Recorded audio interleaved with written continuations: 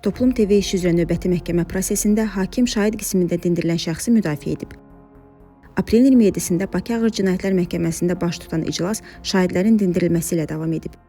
İlk olaraq Toplum TV əməkdaşı Elmir Abbasovun evində aparılan axtarışda iştirak etmiş şahid ifadə verib. O, vəkilin əksər suallarına yadımda qalmayıb deyə cavab verib. Vəkilin ilk dəfə iştirak etdiyiniz hadisə necə yadınızda qalmaya bilər sualına hakim müdaxilə edərək şahidi müdafiə edib.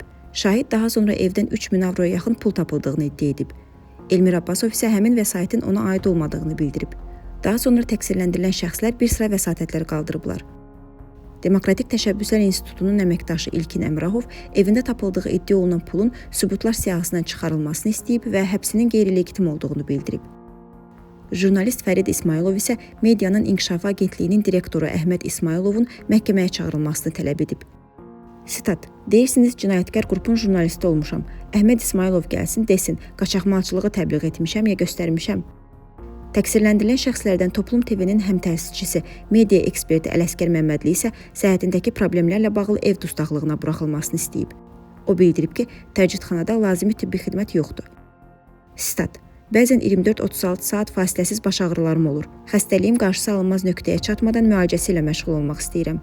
İndiyədək şahidlərə, hətta sizə təsir edə biləcəyim əsası ilə məni ev dustaqlığına buraxmamısınız. Vəkillər də bu vəsatətləri müdafiə edərək beynəlxalq məhkəmə qərarlarına istinad ediblər. Ardınca təqsirləndirilən şəxslərdən 3-cü Respublika platformasının qurucu üzvü Ruslan İzzətli çıxış edərək təcridxanalardakı tibbi xidmətin vəziyyətini də tənqid edib. Sitat: təcridxanaya gələn həkim dalağından şikayət edən məhbusa deyib ki, sənin dalağında problem yoxdur. Məhbus isə cavab verib ki, mənim ümumiyyətlə dalağım yoxdur.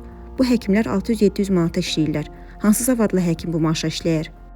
Məhkəmə vəsatətləri təmin etməyib. Növbəti proses mayın 4-ü saat 10-a təyin olunub. Toplum TV işi üzrə ümumilikdə 10 nəfər təqsirləndirilir. Onlar ittihamları rədd edir və həbslərinin siyasi sifariş əsasında keçirildiyini bildirirlər.